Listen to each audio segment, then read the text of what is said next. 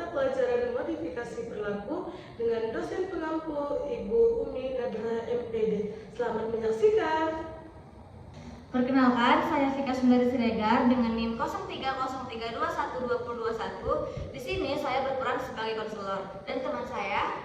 Perkenalkan, nama saya Feby Amanda MM dengan NIM 0303213042. Di sini saya berperan sebagai klien. Perkenalkan, nama saya Miranda dengan nomor NIM 0303213119. Di sini saya berperan sebagai pengamat dan teman saya. Perkenalkan, nama saya Anisha Fitri dengan NIM 0303213077. Di sini saya sebagai pengamat.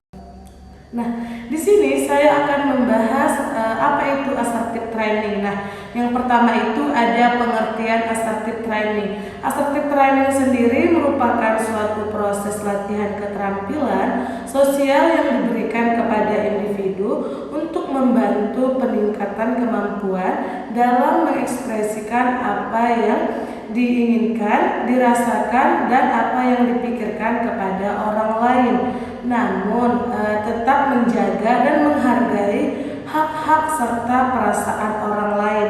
Adapun indikator assertive training sendiri yaitu penting dalam keberhasilan pelatihan asertif adalah berkurangnya tingkat kecemasan klien serta meningkatkan kemampuan klien dalam mengekspresikan diri dengan berbagai situasi sosialnya. Adapun tujuan assertive training yaitu assertive training bertujuan untuk membantu klien belajar kemandirian sosial yang diperlukan untuk mengekspresikan diri yang tepat kepada klien tersebut. Baik, di sini saya akan menjelaskan mengenai prosedur penerapan dari assertive training. Yang pertama ada mengajarkan perbedaan antara asertif dan agresif, non asertif dan sopan. Yang kedua, membantu individu mengidentifikasi dan menerima hak-hak pribadi dirinya dengan orang lain. Yang ketiga, mengurangi hambatan kognitif dan afektif. Dan yang keempat, mengembangkan keterampilan perilaku asertif secara langsung melalui praktek-praktek di dalam lapangan. Kemudian ada mengajarkan perbedaan antara asertif dan agresif untuk membantu seseorang berkomunikasi dengan cara yang sehat dan efektif. Yang pertama ada asertif dan agresif. Asertif adalah kemampuan untuk mengungkapkan pendapat, perasaan, dan kebutuhan dengan cara yang jujur dan langsung tanpa merugikan orang lain. Misalnya berkata, saya merasa tidak nyaman ketika saya diabaikan dalam rapat. Agresif di sisi lain adalah cara berkomunikasi yang mengabaikan hak orang lain, sering melibatkan penghinaan, ancaman, dan intimidasi yang lainnya.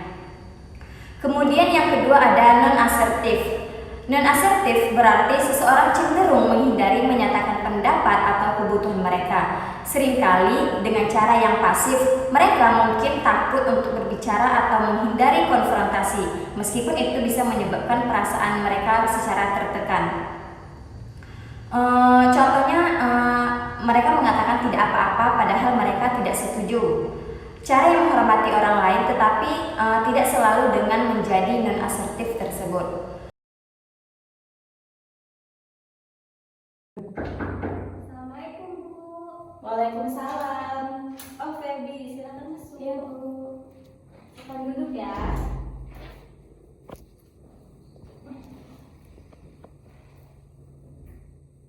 Selamat datang Feby, senang bisa bertemu kamu ya hari ini. Oh iya, bagaimana kabarnya? Alhamdulillah baik, Bu. Alhamdulillah. Baik, sebelum memulai kegiatan, alangkah lebih baiknya kita memulai kegiatan dengan berdoa terlebih dahulu ya.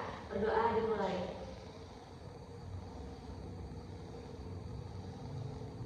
Berdoa selesai. Sebelumnya Ibu ucapkan terima kasih karena sudah hadir di ruangan Ibu ya. Nah, hari ini kita akan melakukan konseling individu. Sebelum kita melakukan, saya memastikan apakah Feby sebelumnya pernah mengikuti konseling individu? Sudah, Bu. Nah, apakah kamu sudah tahu apa itu konseling individu? Sudah, Ibu. Oke, coba sebutkan apa sih yang kamu ketahui tentang konseling individu? Konseling individu itu kegiatan mencurahkan pikiran kepada konselor setelah dicurahkan oleh konselor memberi nasihat untuk menyelesaikan permasalahan dari konseling tersebut. Baik, terima kasih. Nah, saya akan tambahkan penjelasan sedikit tentang konseling individu. Jadi, konseling individu adalah proses wawancara terstruktur antara ahli, yaitu saya sebagai konselor, dengan orang yang membutuhkan, yaitu kamu sebagai klien.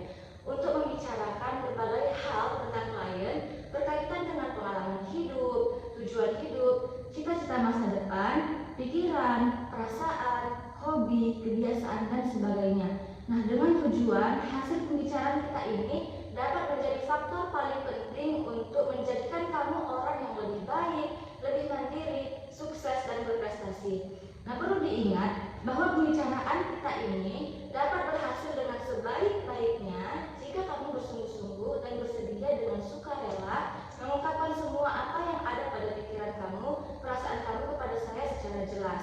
Dan hal ini pasti saya rahasiakan dengan sebaik-baiknya sebagaimana sumpah profesi saya. Kemudian, hasil dari pembicaraan kita nantinya menjadi rekomendasi untuk kamu terapkan dalam aktivitas sehari-hari setelah selesai konseling ini nantinya.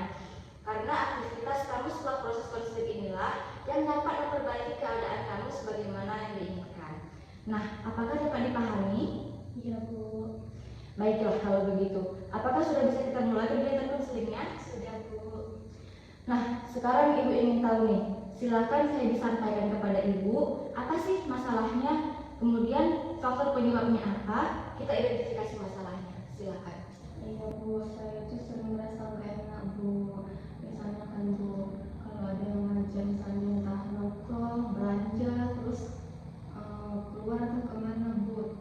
Tapi dalam hati saya itu selalu menolak, Bu. Tapi kalau udah pas di mulut itu ucapannya itu selalu bilang iya gitu, bukan. Terus kayak gitulah, kadang-kadang saya jadi bikin stres, kok bisa ya saya merasakan seperti itu gitu kan, Bu. Terus ujung-ujungnya saya juga yang capek, Bu, karena kayak gitu terus gitu.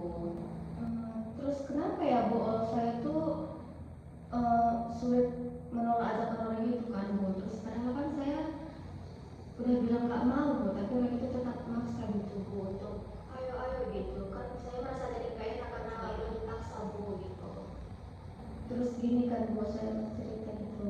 Terus kayak kemarin lah ya kan, itu kan karena sering juga ya kan, bukan minum kemarin gitu. Itu kan posisinya baru balik kampus, tadi kan aku sore kan, Bu. Terus balik-baliknya tuh bisa makan, tiba-tiba kamu ngajak nongkrong gitu kan. Terus itu kan badan masih capek kan, Bu. Iya nggak ya, terus saya tetap bilang iya gitu karena merasa nggak enak karena udah diajak gitu kan. Itu kan kalau udah pilih nongkrong baliknya lama, Bu. Terus kan kita jam 2 atau jam 3 gitu kan, Bu.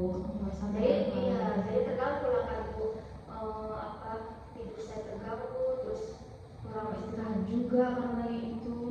Terus kayaknya saya merasa capek itu, mata saya juga udah hitam kayak mata panjang tuh karena tiap hari begadang, Bu. Jadi itulah, Bu, saya bingung kenapa saya bisa seperti itu ya, Bu. Sulit sekali menolak ajakan orang padahal posisinya saya lagi capek, merasa capek gitu, Bu. Iya, saya paham ya.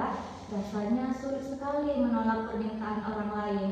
Nah, apakah ini sering terjadi atau ada situasi tertentu yang baru-baru ini membuat kamu merasa seperti itu? Sering, Bu, seperti kejadiannya baru kemarin kan, Bu. Terus itu kan posisinya saya lagi baru balik kampus, ada ibadah kan, Bu. Saya ngajak nongkrong gitu. Terus ngajak belanja juga, terus kan, Bu, diajaknya. Terus meskipun saya tetap bilang tidak di dalam hati, tapi setelah di mulut selalu bilang iya, Bu. Terus kan saya juga kurang banyak waktu istirahat di kos, Bu, gitu. Oke. Feby, dari cerita kamu kelihatannya kamu sering kesulitan ya untuk mengatakan tidak karena mungkin kamu merasa gak enak hati ya. Nah, itu hal yang sangat umum dan banyak orang juga mengalaminya. Tapi kamu tahu nggak sebenarnya kita bisa mengatakan tidak tanpa menyakiti perasaan orang lain. Nah, itu yang kita sebut dengan sikap asertif. Nah, kamu pernah dengar nggak soal itu? Belum, Bu. Asertif itu seperti apa ya, Bu? Nah, jadi asertif itu adalah kemampuan untuk menyampaikan apa yang kamu pikirkan atau kamu rasakan dengan jujur, tegas, tapi kamu tetap bisa menghargai orang lain. Jadi, kamu tetap bisa menjaga hubungan baik tanpa harus merasa tertekan atau memaksakan diri. Nah, di sini kita akan coba teknik pelatihan asertif sekarang ya. Saya akan coba beri contoh dulu, lalu nanti kamu akan coba praktekkan. Misalnya, seorang teman meminta bantuan kepadamu, tapi kamu ini sedang sibuk atau sedang lelah. Nah, salah satu cara asertif untuk menolak adalah dengan menggunakan 3 pola ini. Yang pertama, akui permintaan atau tunjukkan empati. Kemudian, yang kedua, sampaikan alasan secara singkat. Kemudian, yang jawaban dengan tegas. Nah, contohnya, ini ya, terima kasih sudah meminta bantuan saya, tapi maaf ya, saya tidak bisa sekarang karena saya sangat lelah. Mungkin di lain waktu saya bisa membantu. Nah, coba gimana menurut kamu? Kayaknya sederhana Bu, tapi saya takut Bu kalau teman saya tersinggung kalau saya mengatakan seperti itu. Itu hal yang wajar, apalagi kalau kamu belum terbiasa. Yuk kita coba. Kamu pura-pura jadi dirimu sendiri dan saya jadi temanmu. Nah, temanmu bilang, Vika, besok temani aku belanja lagi ya. Nah, coba kamu jawab. Maaf ya, aku lagi capek, kali ini aku nggak bisa ikut. Nah, itu bagus, kamu udah tegas. Tapi kalau mau ditambahkan sedikit empati, bisa jadi seperti ini. Aku senang kamu mengajakku, tapi maaf banget, aku sedang butuh waktu istirahat. Lain kali aku pasti temani. Nah, gimana? Mau coba lagi? Sepertinya sudah cukup dengan itu Bu. Bagaimana rasanya setelah mencoba latihan tadi? Awalnya saya masih gugup Bu, tapi kalau lama-kelamaan merasa tidak sulit. Cuma kalau mungkin posisinya betulan, saya masih merasa deg-degan Bu. Oke. Nah, itu hal yang wajar ya, Feby. Yang penting, kamu mulai melatih ini di kehidupan kamu sehari-hari. Mulai dari situasi yang sederhana dulu. Kalau kamu konsisten, lama-lama akan terasa lebih alami. Nah, kita bisa jadwalkan sesi berikutnya untuk membahas progresmu ya.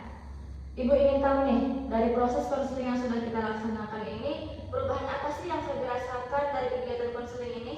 Perubahannya ada Bu, saya merasa kayak punya teman curhat gitu untuk mendapatkan solusinya. Iya, berarti ada teman berbagi ya. Terus kemudian ternyata mengekspresikan emosi itu bisa dilatih ya. Kalau tadi Feby itu awalnya tidak berani, sekarang sudah terlatih supaya lebih berani gitu ya. Terus kemudian ada nggak pengalaman yang Feby dapatkan dari kegiatan ini? Iya Bu, dari proses konseling ini saya lebih berani bercerita terus mengungkapkan perasaan saya yang teman-teman tekanan Bu. Nah, Feby senang nggak mengikuti kegiatan konseling ini? Senang sekali Bu. Saya merasa senang terus setelah berbicara dengan Ibu. Oke.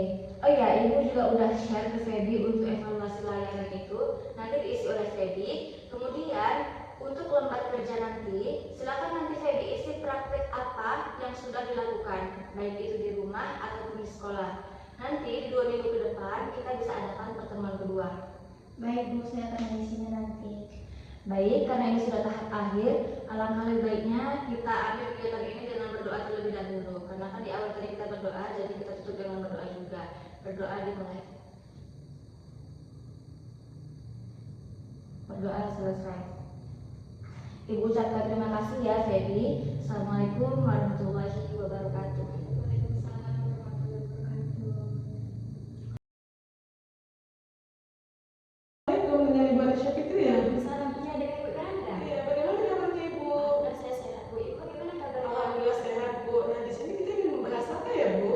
Nah, di sini kita akan membuat video mengenai assertive training, kemudian langkah-langkah dari assertive training dan teknik dalam assertive training dalam sesi pengkonselingan.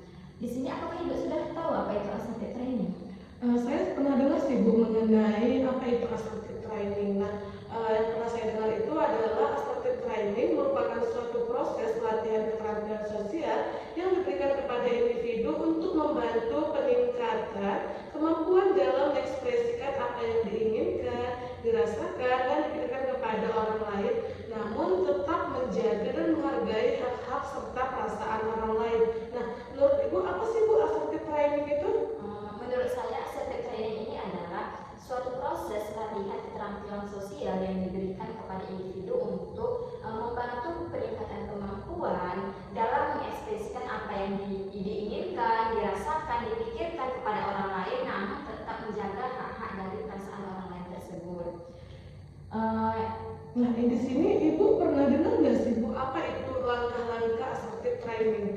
Nah, menurut saya ada pun langkah-langkah dari assertive training itu yang pertama itu ada identifikasi masalah klien, di mana seorang konselor harus mengidentifikasi permasalahan apa yang dimiliki oleh seorang klien tersebut. Yang kedua itu ada memilih satu situasi langkah awal pada situasi yang paling kecil yang sudah dikuasai secara bertahap dan diingatkan pada permasalahan lain yang lebih berat. Yang ketiga, analisa situasi. Faktor fokus dari langkah ini yaitu untuk menunjukkan kepada klien bahwa ada banyak alternatif yang dapat dilakukan pada situasi tersebut. Fasilitator mengajak klien mendiskusikan berbagai alternatif yang diidentifikasi terhadap masing-masing alternatif yang diantaranya meliputi kelayakan dan kemungkinan berhasil dibahas dengan klien tersebut. Menurut Ibu bagaimana ya langkah-langkah dari assertive training ini? Menurut saya Bu, langkah-langkah assertive training itu yang pertama itu klien mencoba mempraktekkan alternatif yang dipilih. Ada beberapa komponen perilaku klien yang perlu dicermati dan diantaranya itu adalah kontak mata, postur tubuh, gerak isyarat, ekspresi wajah, suara, tempo, dan isi perilaku. Nah, metode praktek yang bisa digunakan adalah role playing dan modeling. Nah, yang kedua itu klien mencoba mempraktekkan keterampilan yang sudah dilatih kepada situasinya. Nah, yang ketiga itu diskusi tentang hasil penerapan keterampilan pada pertemuan selanjutnya. Nah, hasil yang diharapkan dari assertive training adalah meningkatkan efektivitasnya. Nah, yang pernah saya dengar mengenai langkah-langkah assertive training seperti itu, Ibu. Baik Ibu Miranda, bagaimana pendapat Ibu mengenai teknik-teknik yang sudah ditampilkan pada video tadi? Menurut saya, setelah saya lihat video yang tadi, saya pertama melihat penyambutan dan menerima kliennya. Nah, di sini konselornya cukup baik nih dalam menerima klien di saat proses konselingan. Nah, yang kedua ini sikap positif dan jarak duduknya. Mungkin jarak duduk yang dilakukan konselor sama klien tadi sudah cukup baik nih karena mereka sudah menjaga jarak. Nah, kontak mata menurut saya tadi antara konselor dan klien itu kurang karena mungkin ada beberapa konselor atau klien tidak saling menatap mata. Nah, yang keempat itu memperhatikan dan memahami serta merespon. Menurut saya tadi konselor cukup baik nih dalam merespon klien di saat proses perkonselingan. Nah, yang kelima itu kontak psikologis. Nah, di dalam kontak psikologis ini komunikasi verbal dengan verbal menciptakan emosional yang kuat nih pada saat proses perkonselingan yang berlangsung tadi. Nah, yang keenam itu penstrukturan. Di dalam video yang saya lihat tadi, penstrukturan pada klien dan konselor ini, konselor saya lihat mampu merancang pengalaman konseling mereka secara terstruktur. Nah, yang ketujuh itu ajakan dan memulai pembicaraan. Di sini saya lihat tadi konselornya cukup baik di dalam mengajak klien dalam saat pembicaraan sehingga klien ini dapat nyaman menceritakan permasalahan yang dialami pada klien tersebut sehingga klien dapat menceritakan seluruh permasalahan yang ada di dalam dirinya. Yang ke-8 itu dorongan minimal. Tadi juga konselornya cukup baik nih memberikan dorongan minimal kepada si kliennya sehingga si klien juga dapat termotivasi dan dapat juga mengekspresikan dirinya sehingga dia bisa menceritakan permasalahannya. Nah, yang ke-9 itu pertanyaan terbuka. Di saat konselingan tadi juga konselornya cukup banyak nih menanyakan pertanyaan kepada si klien sehingga klien bisa menjawab segala pertanyaan dari konselornya. Yang ke-10 itu refleksi. Nah, di sini tadi juga bagus refleksi mereka, terus juga simpati serta empati. Tetapi tadi konselor kurang empati karena tadi di saat perkonselingan konselor tidak ada memberikan empati kepada si kliennya. Nah, yang terakhir itu penuhasan. Nah, menurut Ibu Anisha Fitri, bagaimana nih proses perkonselingan mereka tadi? Yang dapat saya amati dari proses pengkonselingan mereka itu ada sentuhan jasmani. Nah, di mana seorang konselor tadi tidak ada menyentuh bagian fisik seorang klien tersebut. Kemudian ada konfrontasi, di mana konfrontasi ini yaitu membantu klien menghadapi kenyataan. Seorang konselor tadi sudah memberikan contoh kepada klien untuk memberikan contoh bahwa mereka seakan-akan bertukar posisi. Seorang konselor ini menggantikan posisinya itu di mana klien ini menganggap Ibu Vika dalam konselor tadi seakan-akan dia mengajak, dia menolak dengan kalimat yang baik. Nah, kemudian ada ajakan memikirkan sesuatu yang lain. Konselor tadi juga mengajak kepada klien untuk memikirkan sesuatu yang lain seperti tadi konselor juga mengatakan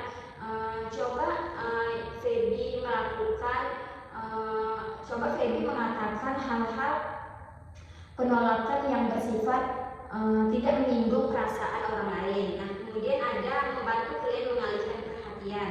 Nah, tadi konselor tidak ada misalnya klien tadi memandang atau menengok yang lain, dia tidak ada membantu klien untuk mengalihkan perhatian terhadap apa yang ditujukan oleh klien tersebut. Kemudian ada strategi tidak memaafkan klien, di mana tadi konselor tidak ada mempraktekkan dalam bentuk memaafkan klien tersebut. Kemudian ada memfrustasikan klien, di mana di situ konselor tidak ada memfrustasikan klien. Nah, konselor hanya fokus kepada klien untuk menganggap dirinya seakan-akan dia bisa mengatasi hal penolakan dari orang lain yang bersifat menghargai perasaan orang lain juga. Nah, kemudian suasana diam. Tadi dalam proses konselingan tidak ada suasana diam, di mana konselor dan kliennya itu sangat aktif sehingga tidak menciptakan suasana diam. Kemudian ada mengambil inisiatif. Nah, konselor juga ada mengambil konselor dalam praktek video tadi ada mengambil inisiatif contoh kepada klien yang seperti saya jelaskan sebelumnya. Kemudian ada penyimpulan, di mana konselor tadi ada menyimpulkan dari pertemuan mereka pada proses pengkonselingan individu. Nah, kemudian ada mengevaluasi, di mana seorang konselor tadi mengirimkan kepada klien lembaran evaluasi, di mana klien tersebut harus mengisikan lembaran evaluasi yang sudah dikirim oleh konselor tadi. Kemudian ada menutup sesi, di mana konselor menutup sesi pertemuan pengkonselingan mereka dengan mengucapkan salam dan berterima kasih kepada klien sudah meluangkan waktunya pada kesempatan tersebut. Mungkin cukup sekian yang dapat saya amati dari video tersebut. Sepertinya setelah yang kita amati nih bukan video yang tersebut, sepertinya memang proses konseling itu memang agak bagus, cuman ada beberapa mungkin konselor kurang fokus dan klien mungkin juga kurang, ya kan Ibu kan. Mungkin cukup sekian Ibu pembahasan kita pada hari ini mengenai assertive training, langkah-langkah dari assertive training, prosedur dari assertive training, dan teknik assertive training dalam pengkonselingan. Nah, semoga dengan pembahasan kita kali ini menambah wawasan bagi kita. Saya mengucapkan terima kasih kepada Ibu pada kesempatan kali ini. Dan saya juga berterima kasih kepada Ibu pada kesempatan hari ini. Saya dapat menambah wawasan mengenai assertive training tersebut. Nah, terima kasih ya Ibu. Ya Bu, sama-sama. Sampai jumpa ya Ya, Bu. Sekian video yang dapat kami tampilkan. Jangan lupa Like, comment, and subscribe. bye-bye Bye. guys.